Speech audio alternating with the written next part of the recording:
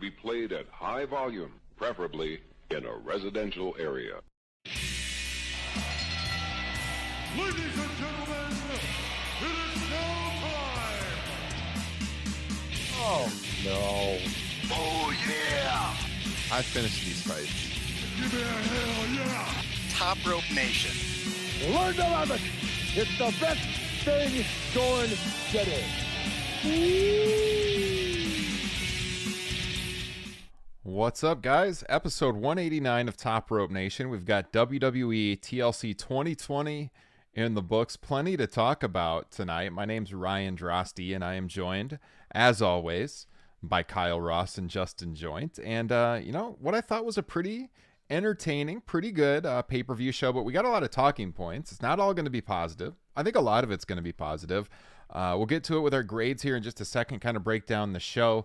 If you are joining us here live on youtube.com, would love to see you active in the chat room.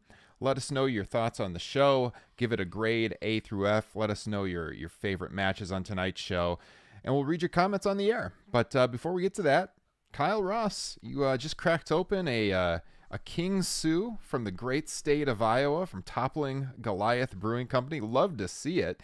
Reaching out there to Cleveland, Ohio. Now, what's going on, man? I mean, how's your weekend going prior to TLC? Because I'm going to get your thoughts on TLC here in just a minute. A combination of a nice stiff cup of coffee and the New Orleans Saints backdooring the Kansas City Chiefs gave me life tonight. And was not looking forward to TLC otherwise. I was giving a lot of passive-aggressive texts, as you know, throughout the day. Oh, nothing I'm looking forward to less today than watching this show. Yeah. But I'm very excited to talk about it. Oh, we're very excited to get your takes. I think we're going to have some deep takes on the state of WWE these days and where the show kind of settles into that conversation. Justin Joint, across town from me here. What's going on tonight? Not much, man. Watch Tottenham shit the bed this morning. So that was the low point of my day, and my high point was watching a quote unquote pay-per-view that was straight fire. In more ways than one, right? More ways than one. Yeah, I had a pretty good day overall. I'm waiting for my Chicago Bears to break my heart yet again this season. Giving us hope that they might back into that final wild card. They're not going to. No, well, I already know what's going to happen. Is they're going to go into Week 17 with, if you win, you're going to get in, and the Green Bay Packers will stomp them. I'm already prepared. I know that's what's going to happen. It always happens. So just got double check. I was going to stand up, but I don't know. I'm wearing questionable shorts, and I didn't want my shirt to, be up too high, show my belly. Would have been a bad scene. We'd have lost patrons. Yes. Well, hey, we're streaming to the world tonight, so we're hoping to get more viewers on youtube.com. If you're joining us for the first time, hit that subscribe button, leave a like on the video. That would help us out a lot, and leave a comment. Or again, like I said, the chat room is open if you're here live, and we're ready to read your comments on the air. So with that said, fellas, first of all, I want to do our usual grades, A through F on the show. No. And then we're going to kind of get into a broader discussion, I think, about, despite this being a good show, there's still some, problems in the background with where WWE is right now. But let's throw it around the horn. A through F, Justin Joint, what do you give tonight's broadcast from the World Wrestling Federation? Well, mine is kind of an incomplete. I started the show pretty late because we had Christmas with my mom, which it was very minimal and safe, which, boy, isn't that one of the things I'm most looking forward to getting out of all this, is not having to clarify when you do something that could be perceived as, not the public's best interest. Yes. So I did have to skip around a little bit. I missed early parts of matches. I missed all of the women's tag, but from what I did, and kind of having to look at it just in a vacuum, pretty enjoyable. Really, two extremely solid matches and nothing that really disappointed. It seemed like all the right people won. So I'm going to give it an A. All right. There's a positive take from Justin Joint. Kyle Ross, what would you give it for a score tonight? Before the main event, I was locked into probably a B+. But the main event was pretty bad, pretty absurd. So It was hilarious. B minus, to be honest with you. All right, so we're at an A, B minus. I'll come in at a B plus. I was ready to give the show an A before the main event. Docked it a little bit. I mean, I think Get me in your class, man. Get me in Mr. Drosty's history class, man. grading this thing on a Mom curve. and Dad, I'm going to Harvard. Grading this thing on a curve. I mean, I knew that main event match was going to be goofy and probably disappointing, which is why I did particularly like it going into the main event slot. I guess, I mean, because it was a spectacle and because of how it ended, I guess you understand why they put it there. I thought it was a lot better than I was expecting. Like, I was expecting a shit show, and we got a bit of a shit show, but I was entertained throughout the entire thing, and I laughed my ass off at the end, which I know is not Yeah, their that's intent. not. I know. I don't think that's But I loved it. Yes. Yeah. I don't mind some camp. So I kind of wanted just to get into something that you tweeted, Ryan, because it's very instructive, I think, for some of our listeners, why my grades tend to be on the lower end, not only compared to you, but our polls, because what you tweeted about during the show absolutely matters when I grade a show. Not just WWE, any professional wrestling show throughout history.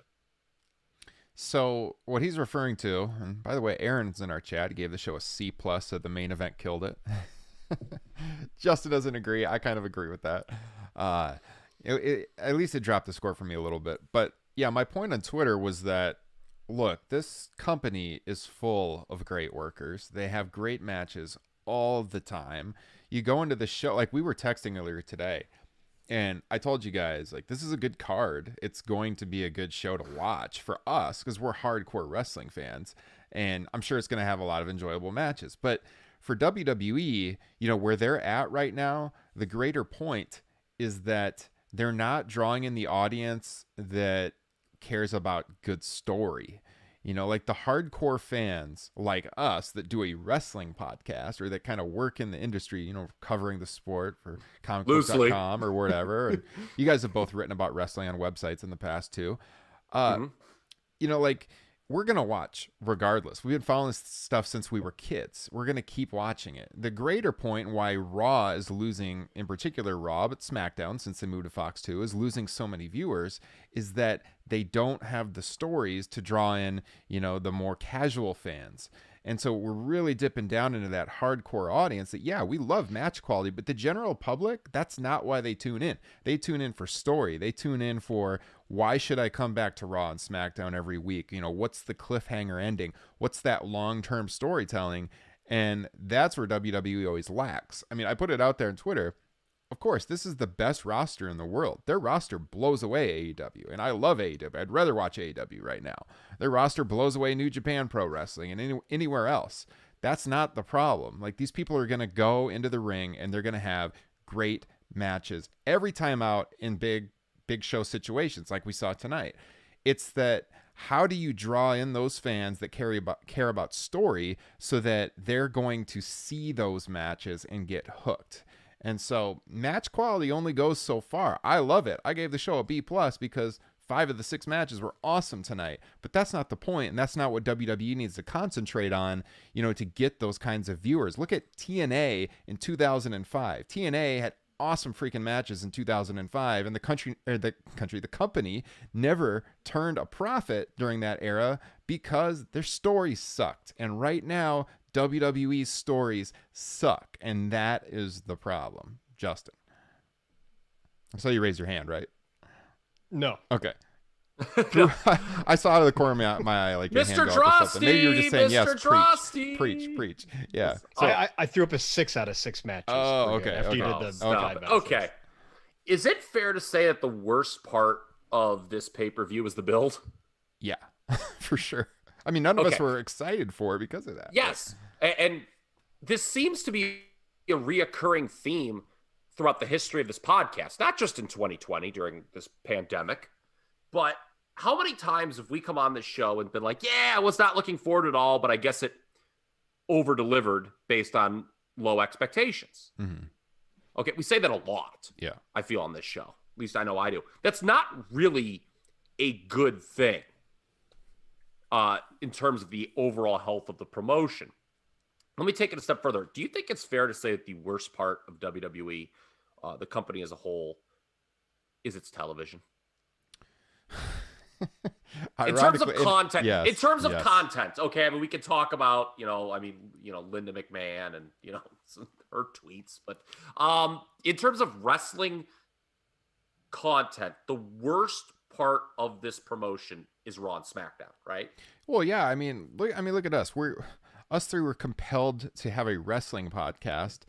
We obviously love the business, but like, when is the last time you could honestly say you were excited to tune into Raw or SmackDown? I mean, it's been a very long time. Can you remember?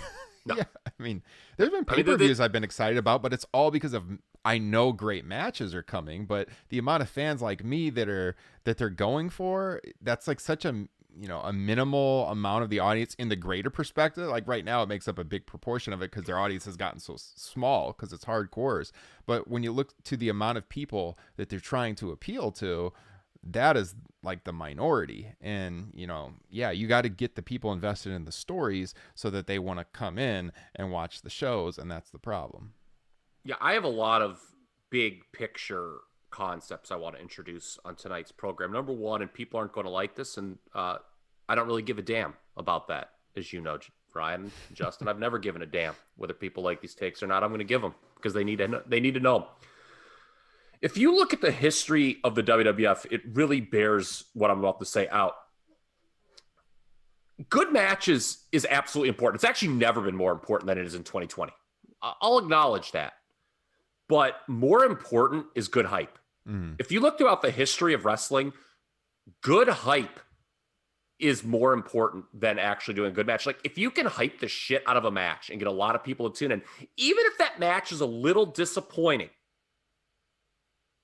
that is a better scenario than underwhelming or poor build and great match. You don't want to get into that habit, which they are fully into, because it's the easiest thing in the world, like you said, with this talent roster, to have a great match.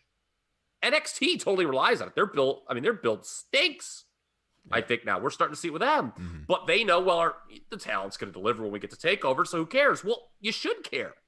Build is what builds your audience. It's why it's called build, right? Right. So that's something, how many main events in the Hulk Hogan era, and I know it's maybe not fair to compare that. It's maybe, not apples to apples. How many of those main events were quote unquote good in the ring with Hogan on top? Maybe a 5, 6, maybe a little bit. But outside of that, yeah. I've heard good things about a Warlord house show. Again, there was no build for that. But you know what I'm saying? Like, it just shows the fact. I mean, you look at boxing and UFC, which I think are fair, things to compare WWE to. They'll do these huge numbers on pay-per-view still, and whether the match is good or not, I know, again, maybe it's not apples to apples. People don't really talk about that. People are just excited to see a big event. And I think the WWE's problem right now is, WrestleMania always feels a big event, but it's just because it's happened. It's got that long history, that 35 plus year history. Yeah. People just know what WrestleMania is, but outside of that, there's just really no big feel to this promotion. And that's the problem. In addition to, I think, and I'll pick some of these apart as we go through the individual matches. There's some real fundamental issues with the creative process in the company. And what's frightening, maybe not frightening, frustrating, is that they seem to know it, but are just unwilling to change. Yeah. And I'll highlight some of those as we go through the card, because there's too many titles and Money in the Bank stinks. And it kind of seems like they know that, but they just don't want to do away with it because it's what they always do. Meltzer had a really good quote about Survivor Series, and I'm going to stop talking right now to look that up because I want to share it with our listeners about that shit. Yeah, I mean, what would we say? We saw an unsuccessful Money in the Bank cash-in during this show. I mean, Justin, what was the last impactful Money in the Bank cash-in? that like was Impactful? that was like a really fun, great moment, because we've seen some unsuccessful ones recently. Like, when was the last big one? It makes my skin kind of crawl to say it, but at the very least at the moment, the Dolph Ziggler one. But actually, What about speaking of Seth? that, Seth, yeah, touche, yeah, Seth, definitely. that one was a good That's one. probably it. But speaking of that, some of that, I kind of want to fight back on the Money in the Bank thing. Is that part of the problem is that we're picking at it because we expect it to be successful, but they did a pretty fantastic job of it tonight. Because I think we all believe that Miz was not ready to be world champion, and I think a lot of people were afraid that they were going to pull the trigger early on giving him the title, with supposedly the USA Network being upset with the ratings and whatnot. But the Money in the Bank can still be a really useful tool for building drama, because it really made the end of that McIntyre Styles match. It did, but here's the problem. There's only so many things you can do with it, and they've been using it for 15 years. And you're right, it can be a useful tool, but the problem is, and we clearly saw that this year, is when you don't have an idea, a concrete set idea for how that person is going to use the briefcase, it is a total waste. Mm-hmm. And, even if the Miz was ready, I got to be honest with you, man. Can we go into this WrestleVotes report that I saw today? Because I got fucking hot when I read this. Go for it. Okay, so for those who didn't see it, there was this WrestleVotes, and they've broken a lot of correct stories here, so I have no reason to believe that this was wrong. I'm going to bring it up here because I texted you guys, and I got real hot. So they tweeted 4:05 p.m. today. Over the past day or so, the creative team was directed to come up with ideas for a Miz cash-in tonight on McIntyre, and according to a source, quote, they all sucked. The issues creatively aren't exclusively on Vince. Okay. I'm not going to take a shot at WrestleVotes because they're just reporting a story here. But I kind of hate that last sentence, actually, because that is so unfair to say about the creative team. Like, if you think that it's good booking for someone to walk in and be like, all right, Miz is cashing in his briefcase today just cuz, then you know nothing about professional wrestling and you're stupid. I just don't know any other way to say it. You're stupid if you think that's good booking. You're just a dumb son of a bitch if you think that's good booking. Here we go. I don't know any other way to say it. This is gonna be a good show. So I just think when I talk about the creative process of WWE being fundamentally broken, this is what I'm referring to. Okay, you get a low rating. Well, we're going to have Miz cash in tonight. Well, Miz isn't fucking ready to be the champion, and nor should he be. Oh, well, we got to change it up. Well, how about coming up with a long-term idea? Something you can do down, and you can build to for February, March. Not, Mike the Miz Mizanin, who's been around longer, who is a good performer in his role, but he's been around forever, as long as anybody. A guy who's been around for 10 years doing a 15-year-old gimmick is not going to bring this business back. I'm sorry. If you think we're going to shake it up with the Miz tonight, if you think that's going to mean 1 iota of ratings, again, you're not a smart person. I got a comment in the chat here from Chad. He says, this was a total throwaway pay-per-view. You guys are being too hard on WWE, not doing a great build for it. WrestleMania build starts tomorrow. Okay, I'm going off on that too now. I knew you would. So here you go, Chad. That is a Kyle rant. I assume this is Chad Repack, the Skinner of Top Rope Nation, I might add. Yeah, that's where he lives. He's Skinner's neighbor. And if it's not Chad Repack, I apologize. That's another problem they have with WrestleMania. You guys, and I'm not picking on you, but you guys, there's a lot of people on our Facebook page that feel this way too, sort of bemoan this idea of bringing in Goldberg, right, for WrestleMania. Well, why are they bringing in Goldberg? Because everyone else who's around 12 months a year is reduced to nothing by the time it's WrestleMania season. Mm-hmm. And this whole, I don't know what year this started. Maybe we put our heads together and we could come up with it. But this whole thing where nothing that happens outside of Mania season is that big of a deal. And it's Mania season, time to turn on all the good ideas. That's a stupid effing way to book too. Well, I kind of had an issue with that with the kickoff show because the rumors have been indicating that Daniel Bryan might be the next challenger for Roman Reigns at the Royal Rumble, and Daniel Bryan's in the kickoff show match tonight with no build.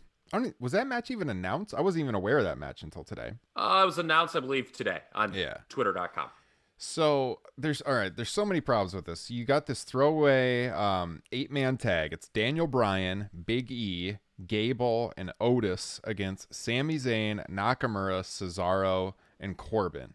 So out of that roster right there, you got Daniel Bryan, I tweeted this out too, one of the great maybe one of the greatest wrestlers of the last 20 years, top 5 probably.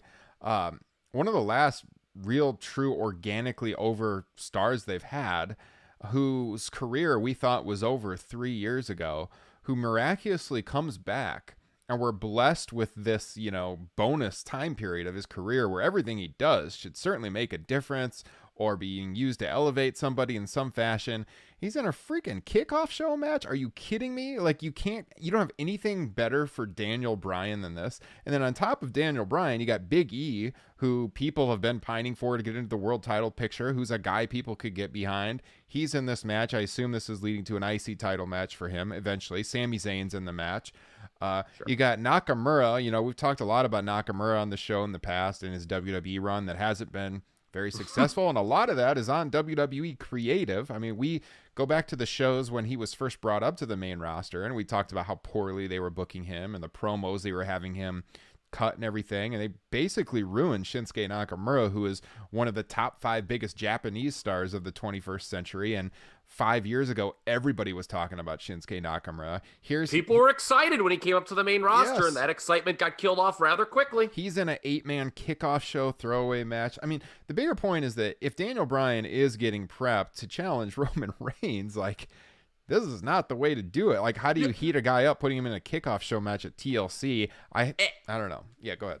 And he's not even like a key component of the match. Like, right. I'm kind of wondering if he really is going to challenge Roman at the Rumble, because there has been absolutely nothing to indicate that he would. I mean, I know that we read an internet rumor, but had that internet rumor not existed, and Justin Joint was shaking his head no just a moment ago, there would be no idea. Like, if like somebody said right now, Daniel Bryan is going to challenge Roman Reigns, we'd all be like, what? Yeah. No, I do a return match with Owens, where somehow Uso that could feud seems to have legs. Yeah. Yes. And we'll talk about that later. I thought that was the one match that did have very good build, although it was, a lot of it was on Talking Smack and not SmackDown proper, but the less scripted show. Imagine that. Yes. Oh, my other thing. So it wasn't just that you had 8 guys, most of which your average WWE fan says are underused, being quote unquote relegated to this pre-show 8-man. Like, not only that, but like, it was so pedestrian. Like, it was basically like, okay, we're going to have Big E pin Sami Zayn to set up an IC title match. Okay, Otis and Chad Gable for like 2 minutes, you kind of do a thing, we'll do a spot where Gable's instructing him, just so people get it, that, Chad Gable's the leader and Otis is the follower, but no one else really do anything interesting. Yeah. And Justin Joint, I'm going to bring you in here because I know you're going to agree with this point. If you look at like 1988 to 1994 WCW, you'll agree, Justin. There are so many great random 6-mans you can just find. True. Right? For that period, like multi-person matches. And I feel those matches are like the easiest matches to do or to be good, because everyone just does a little shtick, gets their little shine. No one overstays their welcome. Couple interesting interactions. Boom, you go home, right? They didn't even do that here. It was just like everyone just do the bare minimum, and Big E will get his pin, and because that's all that's important, and we'll move on. And it's kind of a waste of all these guys. To your point, Ryan, like, let them go, man. Let them do interesting stuff. Don't tie their hands behind their back. And I tweeted about this. I don't put the pedestrian nature of this match on the performers. I put it on the environment fostered around them. Yeah. Yeah, when I interviewed Owens on Thursday, he talked about how he hoped that this match here with Reigns tonight was like the start of a story and it wouldn't just be like a one-time thing. And I'm hoping so too, because like you said, Kyle, I think this has more legs for sure. And you could see how they could definitely transform this into another match, do something where Uso can't get involved. You know, they could have a cage match. They could put Uso up in a cage. They could do a lot of different things. You know, the last time Owens and Reigns worked at the Rumble, you had Jericho up in the shark cage above the ring. They could do that with Jimmy Uso or Jey Uso this time. Maybe Jimmy Uso will come out. Uso number 2. Yeah. Who knows? But I would love to see them have a return match, and I really like that match to be more positive. And once we get into the main show proper here, I think we're going to be a lot more I think we're going to be more positive. Yeah. I just, people need to know that was, you know, the tweets that you sent and the rants we just went on. I think the reason we're doing that is because, you know, is to tell you why WWE is in the shape it's in. You know, all the times that people complain, oh, why is WWE in this shape? It's not because, oh, you know, I would have such and such do this match next week. No. It's to kind of explain the broader picture here. Because this show did over-deliver, and I think we're about ready to get into that. Yeah. So real quick, the fan vote on our Twitter page at Top Rope Nation right now, we've got 43% of respondents giving it an A, 38 at a B, about 14% at a C, and 5% chose the D or F option. So most people thought an A or a Trolls. B. 80% of respondents. You're telling me, man. 43% of Twitter are always definitely trolls. we got about 60 votes. Out of the 60 votes, yeah, about 80% gave the show an A or B. So I mean, like it definitely delivered in the ring, like we're talking about. But we're talking about the broader issues that are impacting WWE right now and why they are losing so many viewers each and every week. But you know, can I? I found that Meltzer quote. Yeah, That I promised. I don't want people who are listening to be like, "Oh, was this idiot forget about that?" Here we go. There were no ramifications to any of the matches. This was about Survivor Series. Meltzer wrote this, but this is the sentence that really struck me. Much of the booking was just trying to get out of scenarios that the strict rules they followed on matchmaking got them into. And I feel like Survivor Series is the worst example of that, but I feel that the majority of WWE pay-per-views can fall under the specter of that sentence. You've got all these titles, you know, again, you have a Money in the Bank winner. You have to do something with that person every year. And there's only so many things you can do. And this show seemed to acknowledge Money in the Bank can be a tired gimmick. Mm-hmm. It seemed to acknowledge there's too many champions, because how many women's singles titles matches were there on this show? 1. Yes. How many men's tag team title matches were there on this show? 1. Yes. I do, even though they were the best matches, I still, and I mentioned this on the end of our last show, I think it's a problem when you do. First of all, I don't like having 2 world champions. I'll get to that maybe in a little bit. But 2 TLC matches. You know, it's very formulaic, the booking, where it's like, well, we've got champions. They have to defend at these shows.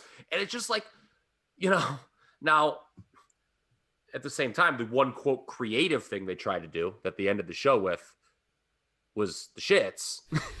So maybe, I don't know, maybe they should just stick to title matches. So I just think, you know, again, when I talk about the creative process being broken, those are some more examples. Yeah.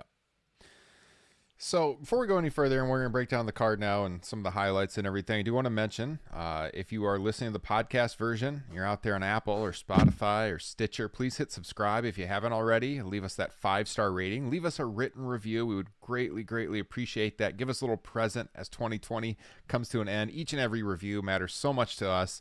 And if you leave a written review, leave your Twitter or Instagram username so that I can get a hold of you, so I can send you a free Top Rope Nation sticker in the mail for your troubles. Take you just a couple of minutes to do so. Also, you know, if you don't want to leave the written review, just tap the 5-star rating. It'll take you 20 seconds to do it. And if you're watching the show here on YouTube, hit subscribe, hit that like button. It would help us out quite a bit.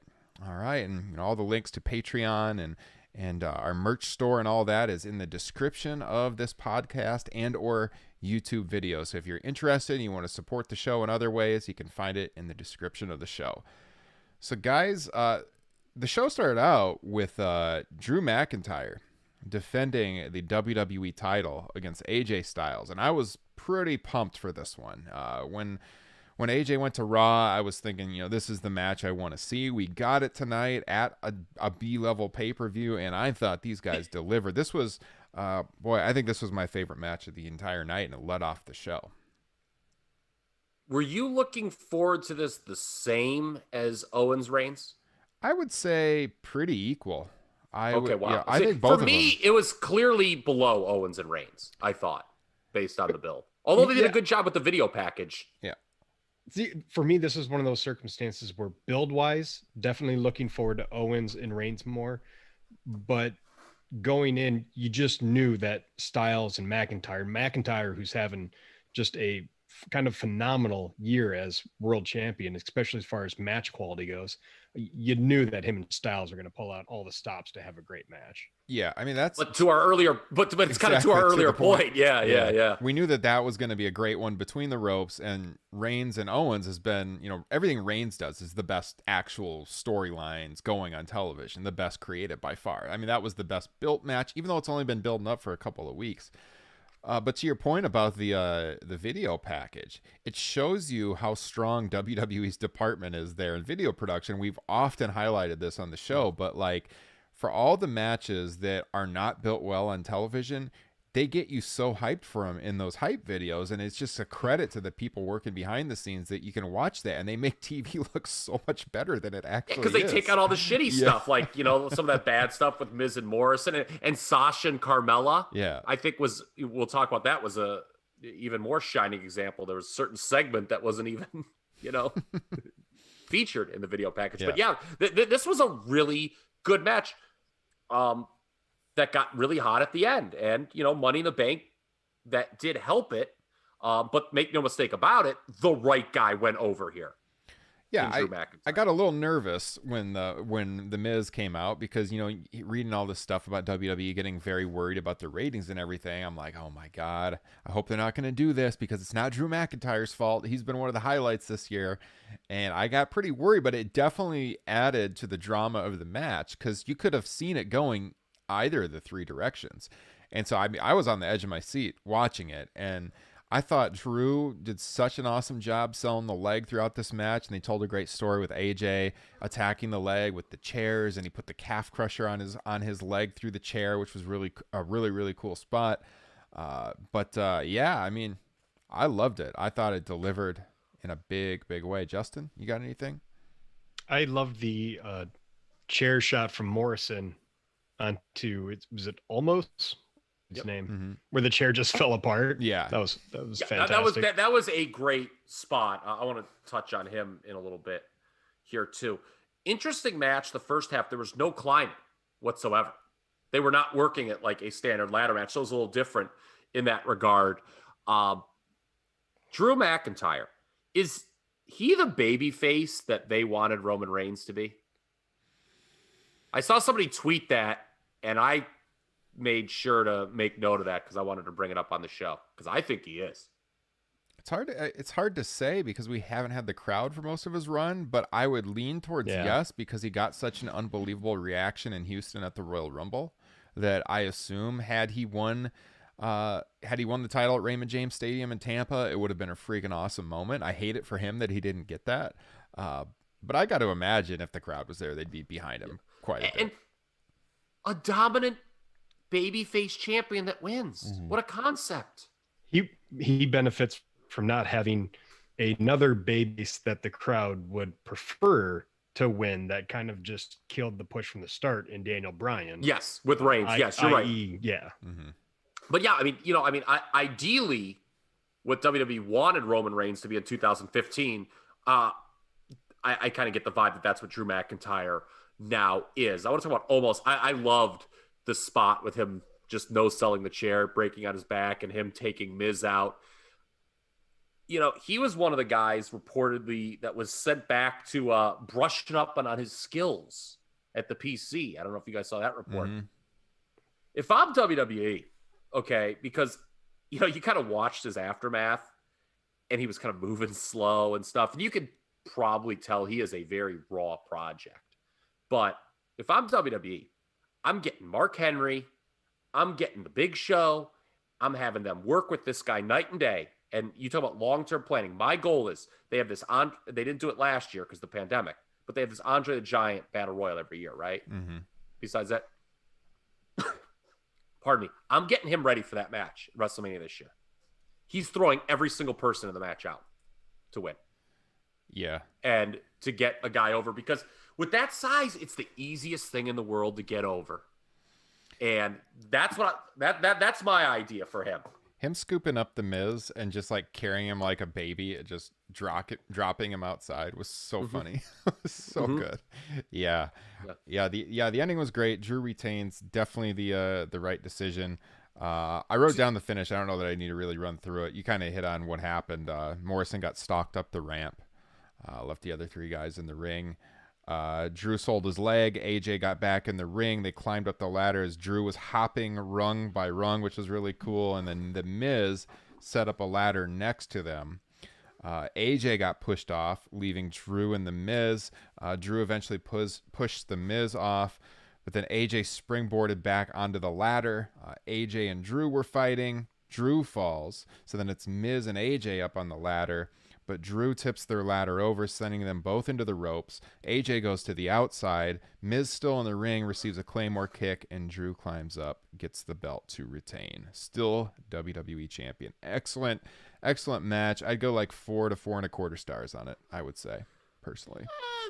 Maybe a little. I mean, I like to always watch a match a second time to feel comfortable with the rating. But yeah, I could co-sign 4. I think you said earlier that this was your match of the night, and I would tend to agree with that assessment. Very nice. I always knew you were a smart man, Kyle Ross. Do we think that they wasted the cash-in moment? We had a comment in the chat about that. No. Money in the Bank is they just didn't have a good idea. Yeah. Like so I think all three of us, as well as most of the listeners and people around the world, would agree that now was not a good time to have the Miz cash in. That wasn't going to do anything. I don't know if there was ever a good time for the Miz to cash in. I mean, I was texting with you guys. The Miz beating Drew McIntyre in 2020, 2021, even with like the cheap cash in, that just doesn't do it for me, brother. Yeah. Maybe 3 years ago. we were pretty high on the Miz back then. Yeah. Yeah. I mean, I'm not saying the Miz is bad. I just think Drew McIntyre is the guy, and I just don't think you want. And it goes back to my point about Money in the Bank. If it's just a tired gimmick, an idea, by the way, that I brought up when we previewed the 2018 Money in the Bank pay-per-view. People go back to the archives and check that out. Yeah. I don't think you want someone to cash in on McIntyre just because they have to. So they just didn't have a good idea this year for the men's briefcase, and I don't know, man. I could do without Money in the Bank. If they didn't do it in 2021, I would not lose a wink of sleep. Same. You know who had a good cash in was Rob Van Dam. I liked that because it was so different. Remember, he was very much like, I knew the second I won this, when I wanted to do this, ECW's pay-per-view. Mm-hmm. Like, that was a cool idea. The whole heel sneaks in, and that is so tired, man. Yeah, I agree.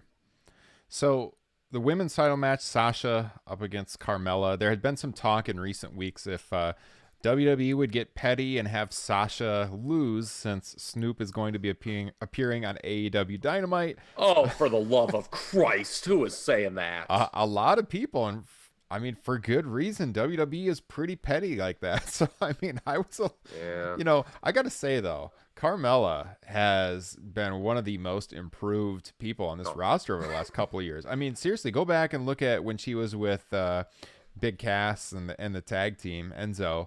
You like to imagine that she would be ultimately the biggest star. I don't think people would have thought that. I mean, that tag team was the lone so remaining over. Person, yes. But she is. I mean, she's improved a lot in the ring. I think this character is suiting her really well, and I mean, she had a good performance. This match kicked ass. She hung with Sasha Banks, and a couple of years ago, people probably wouldn't have thought Carmella could do that. She was a logical challenger here, and you kind of bought that she might have a chance at victory. But as the match wore on, she was kind of getting frustrated and upset, and that ended up costing her. So I thought this was a good story again. And at this point, I thought the show was 2 for 2. Yeah, I didn't mind Reginald the sommelier either. I thought he added to the match. Yeah. You know, I think that's a good gimmick. Wrestling needed a sommelier, in my opinion. This match to me is Exhibit A of the point we were making at the top of the show.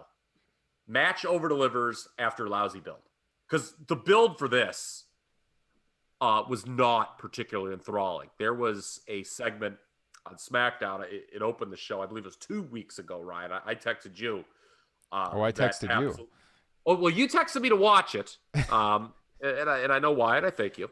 But I then replied with, that may have been the nadir of promo cutting in the history of this business, and it wasn't. Again, it's not on the two performers. Yeah, I mean, just again, they're obviously confirmed Top Rope Nation listeners because they shoehorned Queen's Gambit references into it. Yes, that was great. But and then they do like none of the build made me excited about this match. But yeah, Carmella totally worked her ass off. Sasha, of course, worked her ass off, and this match was much better than it had any right to be going. And I don't think anybody thought Carmella had a chance to win here.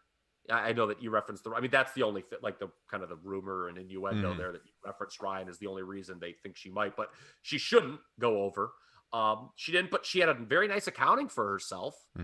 I don't really know what you do with her. This character, I don't really know what this character is, to be blunt with you. Like, I don't really know how Carmella is that. I mean, I know she's a heel now, but I don't really know how she's that much different from like previous heel Carmella. She likes wine, I guess. I mean, okay. Yeah. I mean, I think with what they're giving her, she's been doing a pretty good job and excelling. And this match, like you said, over delivered for sure. Where do you go with Sasha long term as the champion? I mean, I know they're doing Bayley and Bianca Belair as a program. Like, who's her Mania challenger? What is the SmackDown Women's Title match at WrestleMania? I mean, I think where's Chad at? Oh, yeah. It all starts tomorrow. Where you at, buddy? I think everyone wants to see Bianca Belair in that spot, and I guess you could do Bianca and Sasha, because Sasha can always kind of have that heelish kind of edge to her. So I could see them doing that. Or do they go back to Sasha Bayley, since that match does well in terms of the metrics? I could see him doing that and having Bayley win the title back, and then going Bayley, Bianca Belair. But I gotta figure Bianca Belair has to figure into it by the time you get to Mania. If not, I think that's a mistake. It's new. I mean, you look at, it's so funny. You look at all that talent on the women's side stashed down at NXT, and and kind of just the dearth of options you got on the main roster. Man, there needs to be some call-ups, I think, moving forward, because Ripley is supposedly imminent, is what we were hearing for a while. Yeah. I mean, there's just not a lot of fresh matchups, really, outside of Bianca Belair. On either Raw or SmackDown, quite frankly, in terms of the women. But yeah, 2 for 2 matches at this point. So we get to the tag title match, the Raw tag titles, and it's the Hurt Business against New Day. And I think going in, this was logically the one where you could imagine a title change, and that's exactly what we got. So Shelton Benjamin, once again, holding WWE gold, which is pretty cool. Him and Cedric had a great match with the New Day here. We're 3 for 3 at this point. I was kind of in and out trying to get my kids to bed during this match, but from what I saw, it was very good. A lot of the feedback on social media was incredibly positive on this one as well, from what I was seeing. And hey, I'm just happy for Shelton Benjamin, man. I'm going way back with Shelton Benjamin. I always loved this guy, and to see him excelling here, I think the Hurt Business is a really good stable. I thought our guy Kyle Ryan had a great tweet on our Top Rope Nation account during this match. I don't know if you guys saw that with the Space Jam reference. I missed that one. So I was actually about ready to reference something else I tweeted. Oh, he put up like where they had the water bottle in Space Jam with like the special drink or whatever, and I did see MVP that. Now I apologize. Drink or whatever. I thought that was pretty good.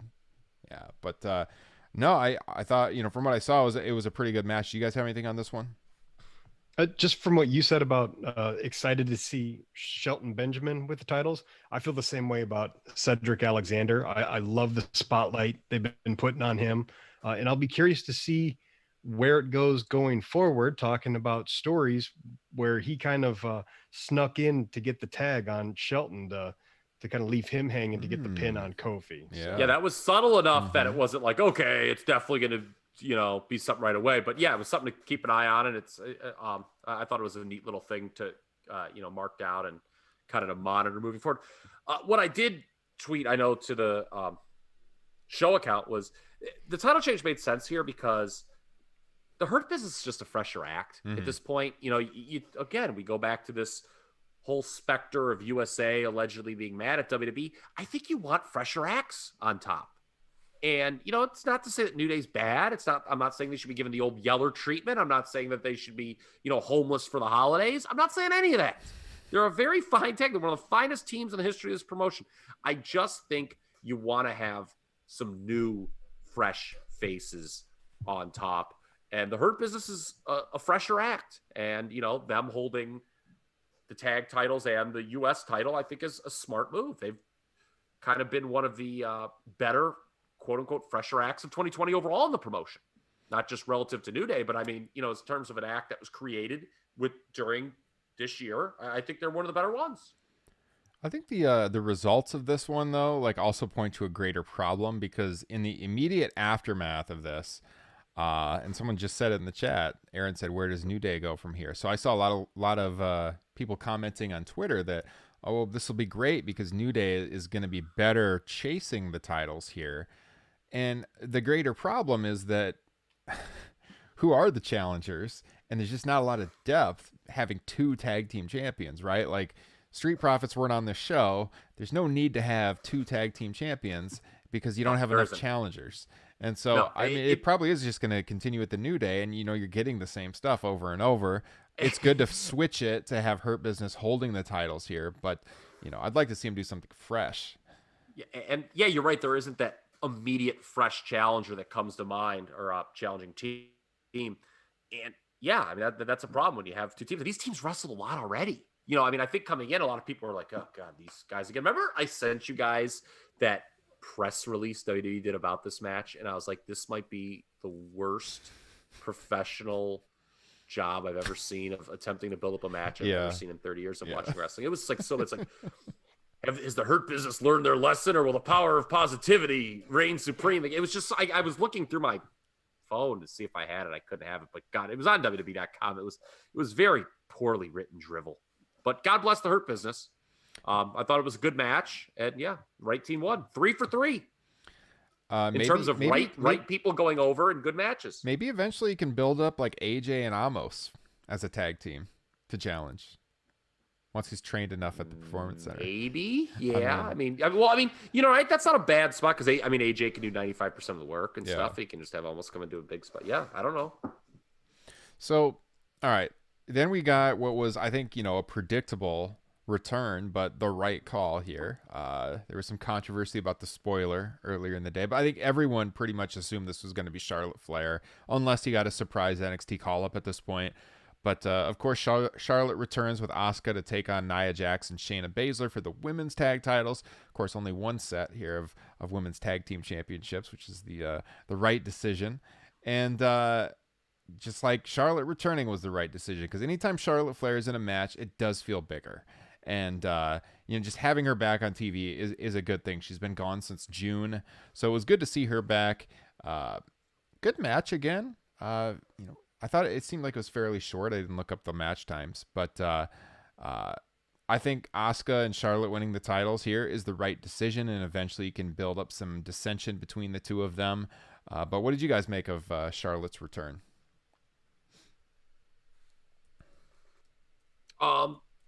I was going to say that it's probably leading to Asuka and Charlotte one-on-one, because I don't know what else you're doing with Asuka. I think that's an issue people have really been beating on for a while, that they don't have a lot of challengers set for her. I do agree with you. As much criticism as Charlotte gets, she is one of the few that they do protect as a star, and she therefore comes across as a star. I was needling our buddy Kyle Ryan about this match because he was like, I think you do a no contest here. I was like, brother, there's only one finish, okay? And I was very glad that it was not Shayna Baszler tapping out to the figure 8, by the way. When I saw, I was like, okay, come on, don't do that. And when she got it, I was like, okay, thank you. we can. So she still took the fall though, right?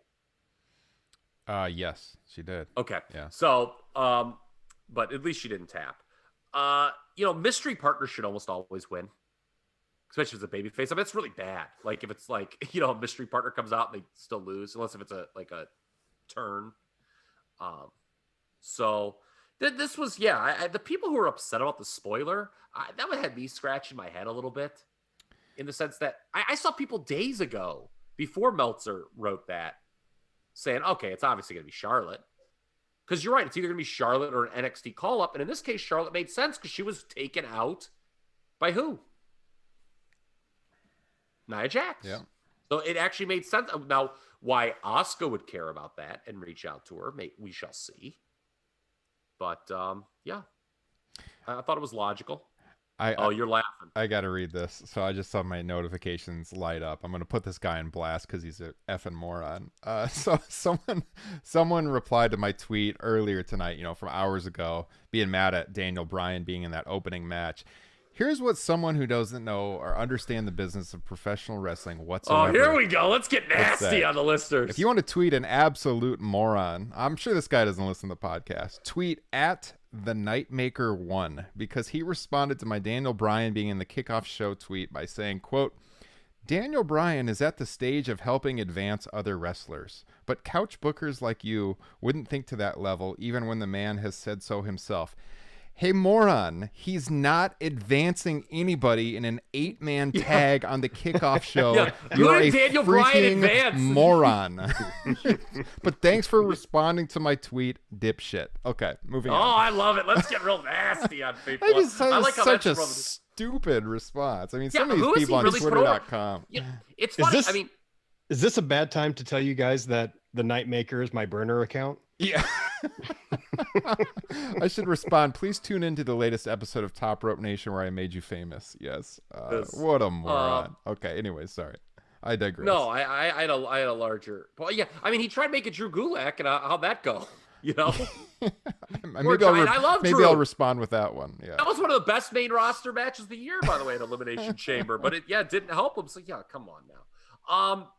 Let's bring it back to the athletes though. The women's tag, I think it was the right call. Nia and Shayna, I don't mind that act, to be honest with you. I mean, I'm not a big Nia Jax fan. I know she's not like most girls, but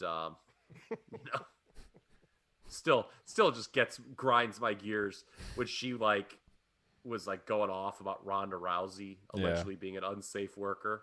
I've heard it all now.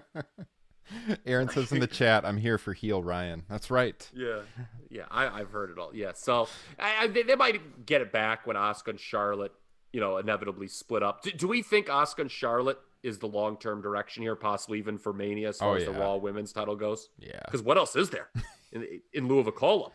Yeah, other than doing a rematch with Ripley or something. I mean, yeah, you would think. Yeah. So. And there's only one finish there again. Right? They'll all build us up thinking Asuka's going to get revenge for that loss at Mania New Orleans, and nope, Charlotte's going to win with the big leg. Yep. Oh, all right. Charlotte must pose. All right, Universal title. Roman Reigns, Kevin Owens. I tweeted out during this that KO was basically playing Chuck Wepner here, and probably most of my followers were like, who the hell is Chuck Wepner? Look it up. There you go with those old references. Muhammad Ali.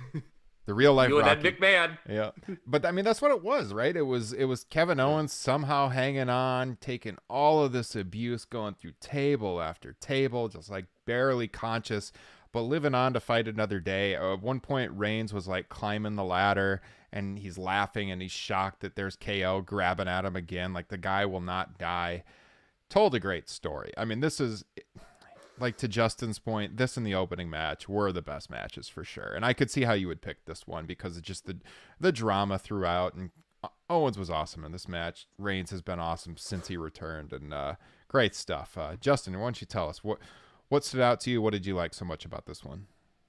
Here's the thing for me about this match is that, in the opening match, once you got Miz in there, it was kind of a free-for-all where anybody could win.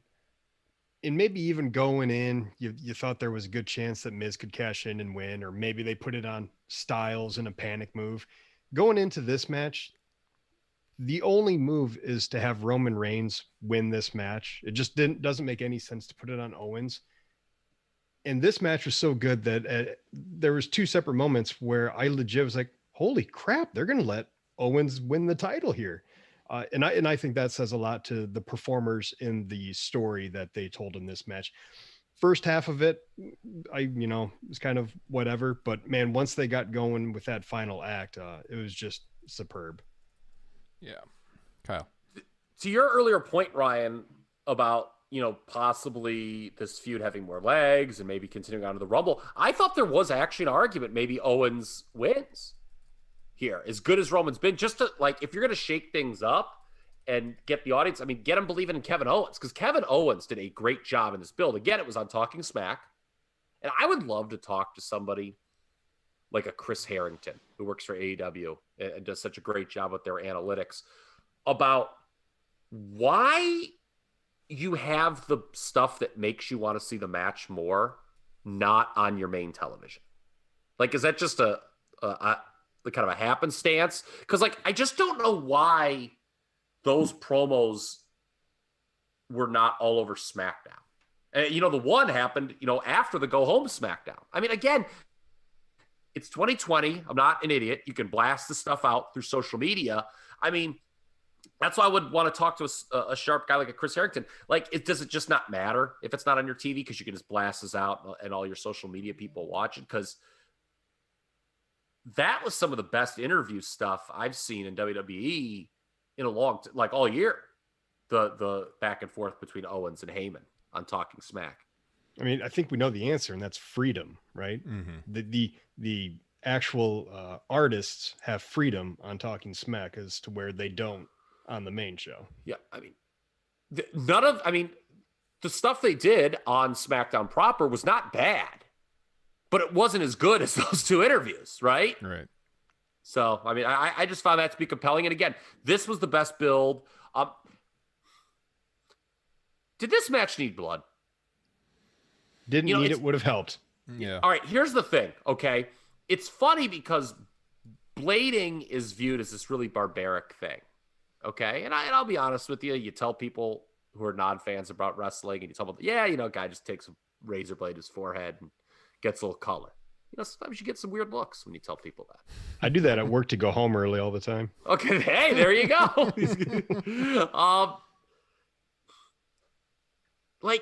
In terms of the wrestler's health, isn't getting thrown on all these ladders and through table worse for their health? Probably. Yes. So 100%.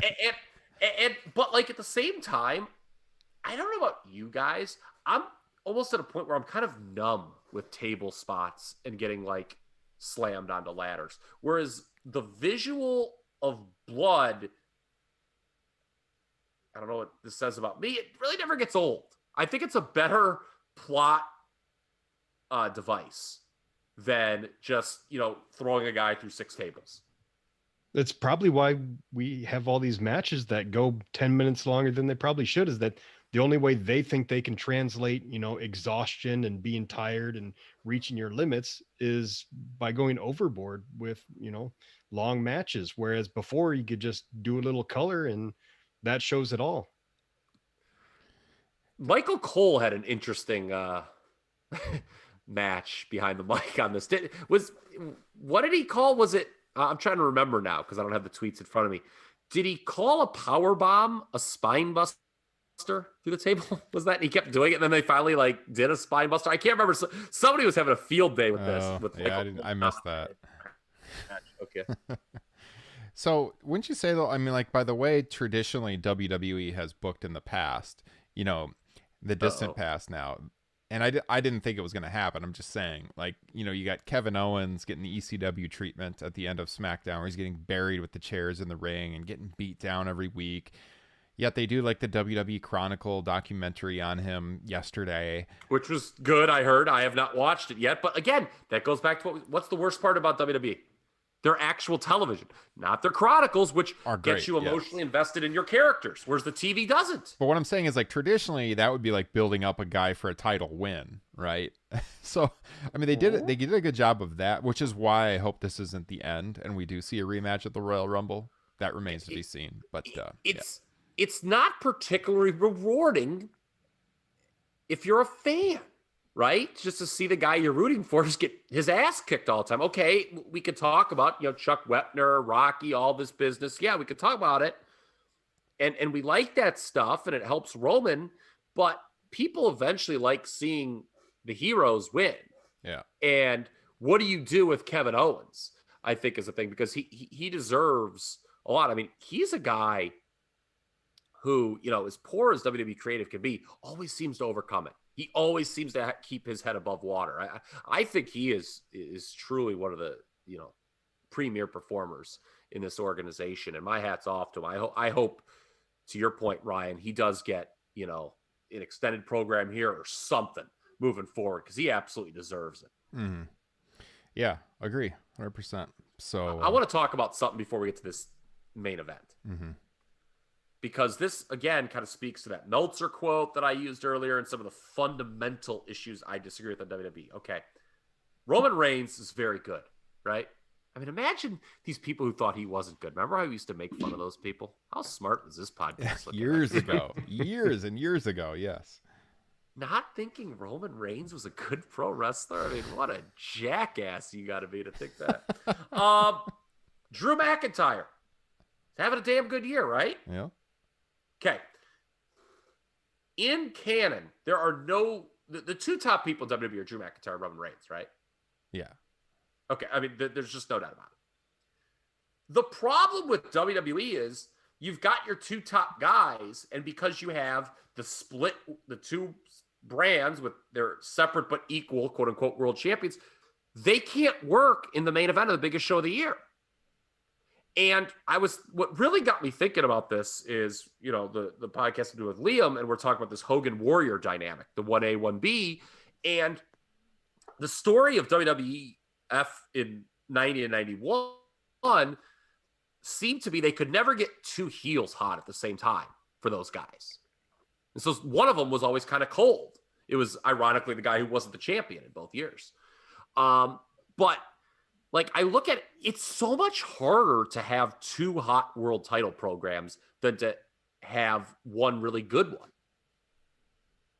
And if this was any other promotion in any other time in history, Drew McIntyre, Roman Reigns is the match for WrestleMania, right? Your two top guys, they need it. One's a babyface, one's a heel. That's the match. But you can't do it. And so when people are complaining about Goldberg, realize that this is a byproduct of the WWE system. It's not Goldberg's fault. He's just a guy cashing up. Hey, if you're getting paid millions of dollars to do 5 minutes of work, my hat's off to you. Okay? It's not Goldberg's fault. I mean, it's the fact that WWE renders everyone meaningless outside of Mania season, to that point earlier that Chad made. Yeah. So I think the two world titles is a problem. Mm-hmm. Agreed. I mean, we've said it over and over in the show. You don't need two world champions. You'd be stronger just having one, a traveling champion that goes back and forth. Mm-hmm. So, Kyle, I want to ask you, was this Inferno match, Firefly Inferno or whatever it was called, was this better optically and in the ring and outside of the ring? Was it better than Kane and The Undertaker? I thought about that. It's the same. I remember being really hyped for Unforgiven 98. Product is red hot, no pun intended at that time. Hey, they're going to do an Inferno match to headline. And I remember being very disappointed when I was 18 years old, or I might have been 17, about to turn 18 when that match happened. I've never seen a good Inferno match. I don't anticipate ever seeing one. And I just thought that this whole deal was kind of something. You talk about build. This was the dirt worst build of anything on the show. This Firefly Funhouse smells. Man, that character, like we said, the non-Fiend part of the Bray Wyatt act is awful. Yeah. Like embarrassing. And that's what should have been set on fire, never to return. Voices tonight. of Wrestling had a great tweet about this the other day, which I 100% agreed with. They I saw it, yes. They were talking about how that should be done away with and how the only people that like it are the hardcores and they're going to be coming back anyways. Anyone that tunes in and sees that Firefly Funhouse garbage is turned off immediately. That is not reaching any new viewers. The Fiend himself, I could see how that could draw some people in, but they should have ditched that Funhouse stuff long ago. Pointless. Once he debuted as the Fiend character, when he squashed Finn Balor at that SummerSlam, there should have been no more Firefly Funhouse. Go back and check in the archives about the show. I remember I made a specific note because I got a little nervous when the Fiend was getting hot. I was like, oh shit, are we going to be proven wrong? And I don't like that. We're ultimately proven right. It rarely happens, yes. When the Firefly Funhouse debuted, Ryan Drosty is the host of this fine program. You threw it around the horn and said, what do we think about this character? And we all kind of really didn't know what to think. But we all had the same conclusion. It ain't a main event gimmick. And that has bared fruit over the last year and a half. It was silly once it begat the Fiend character, who I think if you want him to be a babyface, I think could be a cool ass kicker. Yeah. You know, I don't need all this supernatural voodoo nonsense. Like, can you imagine? I mean, I know we're all getting kind of old now, but can you imagine if you were back in college and you were a wrestling fan and you were trying to get your friends into it and you have them watch the show like Monday Night Raw and they see that Firefly Funhouse shit come on? Like, wouldn't you be embarrassed? Oh, I'd be humiliated. I would drop out of college. This is not doing it. I would drop terrible. out. It's horrible. Yes. I mean, like, and the build, you just watch it. You're sitting there. And I mean, look, we're all married. You start rubbernecking. Oh, God, I hope the wife doesn't walk in right now. I mean, it smells, man. Bad. Justin, you're quiet. What do you think? No, I'm enjoying the conversation. You guys keep going. And if there is one feud they did not need to call back to, it was the 2017 Bray Wyatt Randy Orton feud. I mean, did we really need to go? I mean, like, if there was a loose end that needed tied up, it wasn't that one. Yeah. So this is what I went into with the least expectations, the least hope. When it main evented, I was like, oh no. Yeah. You know, had this match not happened, I think we would have gotten a Hell of an In Your House show from the WWE. Yeah. You know, we would have had 5 matches. Nothing was bad. You know, nothing, you know, I don't think, you know, changed the industry or anything, but it would have been a very solid 5-match show. And what are you doing with that 6? Well, I'm not 6 good matches. Greatest Inferno match of my time. I don't know, man. I guess they should have just had Marty Jannetty levitate for old time's sake at the end, you know? A couple comments in the chat. Greg, good buddy Greg says, are there 2 wrestlers on the roster with lower stakes for a match? And Aaron says, would Alexa Bliss have helped at all? Aaron, I hope they get Alexa Bliss away from this garbage as soon as possible. Oh, it's bad. And I think she kind of like is like, at least she's putting on the good soldier face, is like all for it, but she's on vacation right now, according to her Twitter, Instagram, or something. She put out there, people are wondering, why haven't you been on TV? And she said that she requested time off a while ago. I would have requested time off from too. Let's extend that. Quite vacation. frankly, I'm involved in this. I thought when they first put her with the Fiend, it was interesting, but like I just didn't want to see a super long term. Dude, that segment where like she was in Orton's arms was so bad.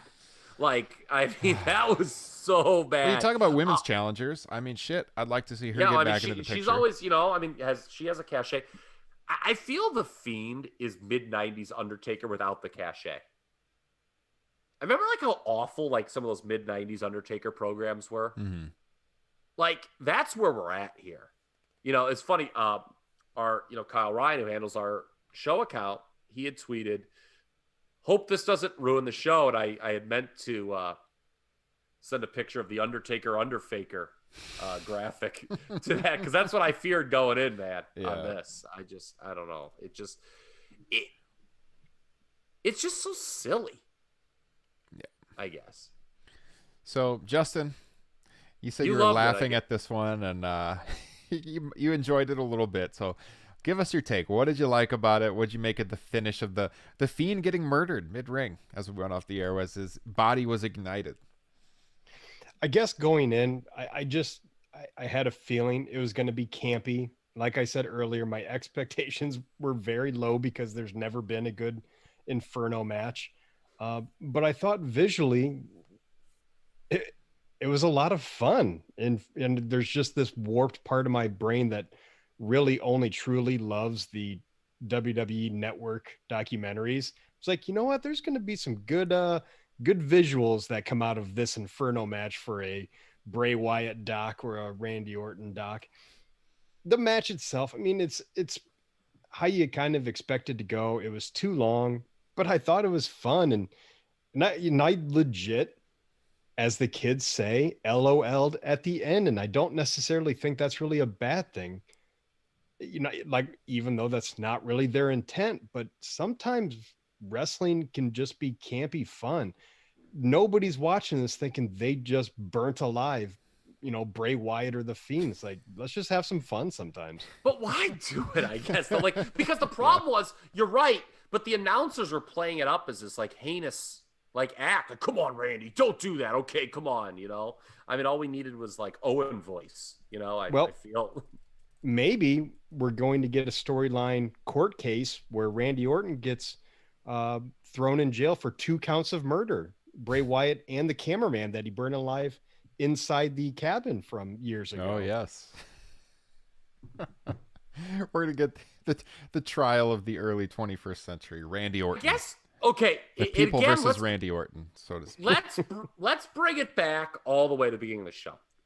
Wrestling is all about where do we go from here, right? And making the, you know, and making the audience want something. What am I supposed to want after this?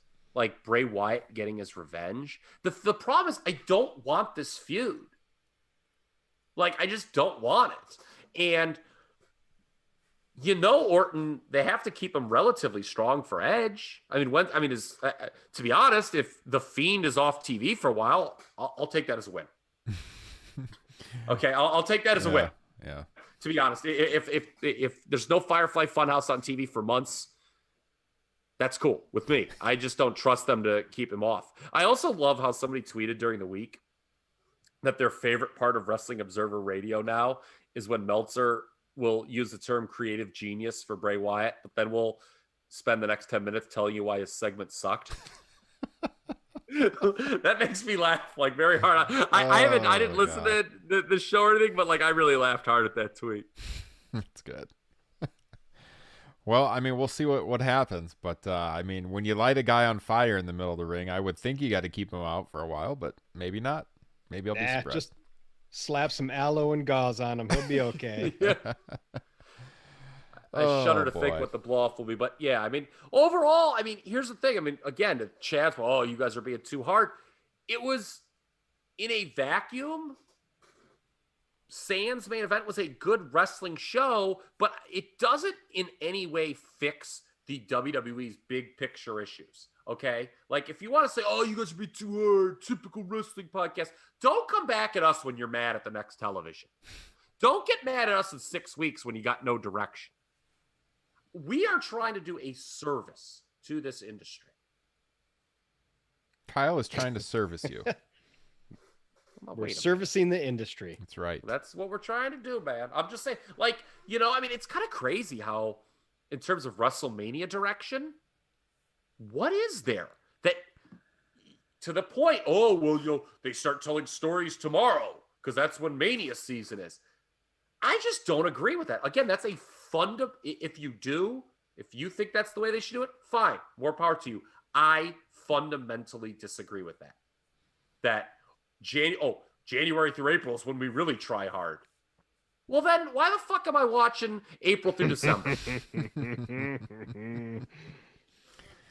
Yeah, I get it. I definitely understand your perspective on that, and yeah, I just don't see it either. I don't see the who wins the Royal Rumble. Yes. I mean, 2 months ago I was hoping it'd be Big E or Keith Lee, and right now I don't think either of them have a chance. So I think Keith Lee's got a better chance. Yeah. How about that 2020 vignette? Oh God, I saw that during SmackDown Friday night, and I guess they pushed it out on social media a couple days earlier because people were talking about it in the But this is the comic book thing with Slack, Drew but McIntyre Yeah. with the character of 2020 cutting a promo on him. very bad, not great.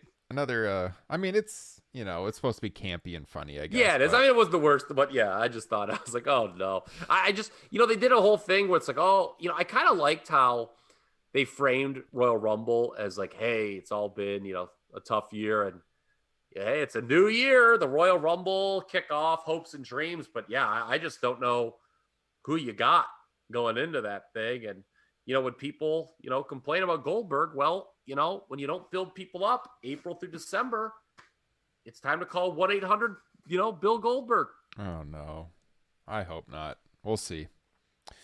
We'll see, guys. It's been fun. I'm not endorsing it. I'm saying that's why they do it, because they don't. If you don't build it, then you've got to call somebody from the past, because they're like, well, it's WrestleMania. We have the big title match, and we haven't built anyone up. Well, whose fault is that? If that's the direction, I hope Randy Orton burns me alive.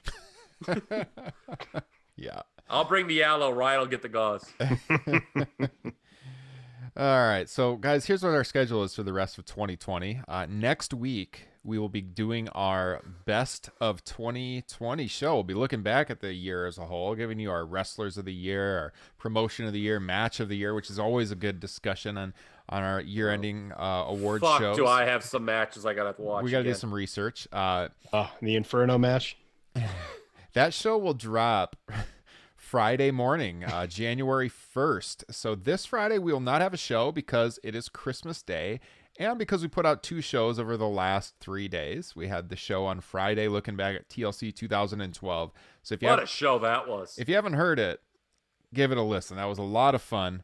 You can find it on our YouTube page or, of course, the podcasting feeds. And then this show here tonight. So we will be taking off Friday for Christmas, but we'll be back the following week on our usual Friday podcast release day with the best of 2020. There will also be a video along with that. And we haven't actually decided what day we're going to record that, but the day we do record it, it will be streamed live exclusively to patrons of the show. So if you want to get that show, what will probably be a couple days early next week, head on over to patreon.com/topropenation. If you enjoy these pay-per-view live shows, our weekly flagship podcast we do live each and every week, but that is exclusively for patrons. So I guess the next time we'll be live to the world here on the YouTube page will be the Royal Rumble post show at the end of January. And all of our shows go up on the YouTube page on demand after we record them. I'm just talking about the live feed. So check it out if you want to support the show. It's the best way. Patreon.com/topropenation. Get yourself a free gift for signing up and the bonus content that goes along with that. So you can follow. I gotta say one thing, Ryan. Mm-hmm. It's so great to hear you say the words "Merry Christmas." Remember those years we couldn't say that? Stop. I mean, remember when no one would say Merry Christmas? It was just such a bleak time in America. I would just walk around during the season and no one would say Merry Christmas. It was just so horrible. When the fuck did that happen, by the way, according to these people? Please. I heard people saying it, but I don't remember any actual war on Christmas, so it's bizarre to me. But yes, those of you that are going to be engaging in Christmas celebrations, we do wish you a Merry Christmas and a happy holiday season. Christmas. Fucking assholes. Oh boy. All right. Follow the show. We are on Twitter, Instagram, Facebook at Top Rope Nation. We have a discussion group on Facebook as well. Don't follow if you're Jim Jordan. Fuck you if you're Jim Jordan. Jim Jordan sucks. Look up Top Rope Nation Pro Wrestling Discussion on Facebook.com. Of course, we'll be on there each and every day between now and the end of the year, so you can engage with us on there every day talking pro wrestling. You can find me at Ryan Droste. That's Droste. Kyle is at TRP Kyle. Justin at Justin Joint, JOYNT. And I do want to give a shout out to we mentioned him earlier in the show, but he's been doing a great job for us. Our friend Kyle Ryan, he's been on the podcast before. He's been live tweeting during most wrestling shows for us over on our Twitter account. So Kyle, thank you for all of your help as always. Thanks, Kyle. Follow Kyle. Include his middle name. Is it Justin? Justin. Kyle, Yeah, Justin, yeah. Ryan, Kyle Ryan, Kyle R at Kyle R413 on Twitter. Give him a follow. Great dude. Helps us out a lot. He's a member of the Top Rope Nation team for sure. And shout out to all the patrons of the show. Those of you that help us grow this thing and continue to invest in the show and make the show bigger each and every week. Tim, Derek, Kyle, Ryan, Liam, Sean, Andrew, Gabe, and Garrett. Thank you for your support. If you want your name on that list, patreon.com/TopRopeNation. We'll see you guys next week with the best of 2020. Take care and have a happy holiday season. Merry Christmas!